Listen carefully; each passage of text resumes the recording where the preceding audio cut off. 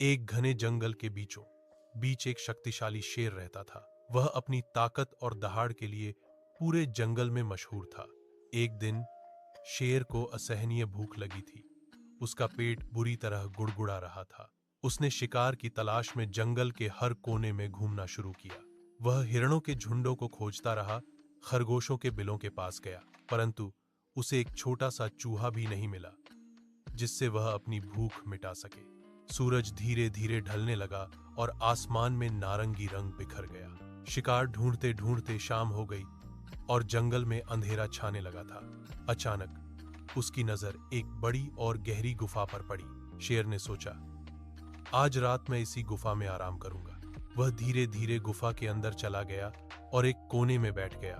बैठते ही उसके मन में एक विचार आया, यह गुफा खाली नहीं होगी। उसने सोचा, निश्चित रूप से इसमें कोई जानवर रहता होगा।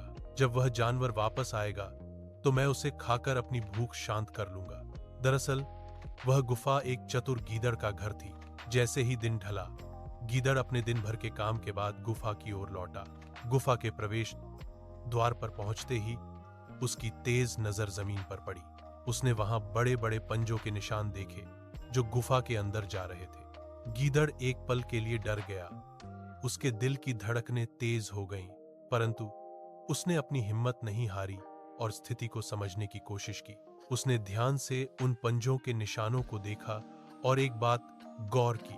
निशान गुफा के अंदर तो जा रहे थे, लेकिन बाहर आने का कोई निशान नहीं था। गीदड़ बहुत बुद्धिमान था।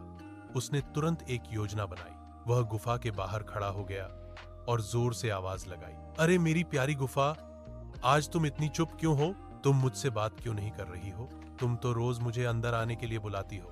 गीदड़ की यह अनोखी बात सुनकर शेर सोच में पड़ गया। उसने सोचा, अगर गुफा ने जवाब नहीं दिया तो गीदड़ अंदर नहीं आएगा और मेरा आज का शिकार मेरे हाथ से निकल जाएगा। तब शेर ने अपनी आवाज बदलकर गुफा के अंदर से बोला, अरे आओ आओ, अंदर आ जाओ मेरे दोस्त, मैं तुम्हारा स्वागत करती हूँ, अंदर आओ। शेर की यह आवाज सुनते ही गीदड़ तुरंत समझ गया कि अंदर कौन है। वह एक पल भी नहीं रुका और तुरंत वहां से भाग खड़ा हुआ। भागते भागते वह जोर से बोला, मैं इस जंगल में बूढ़ा हो गया पर आज तक किसी गुफा को बोलते नहीं सुना।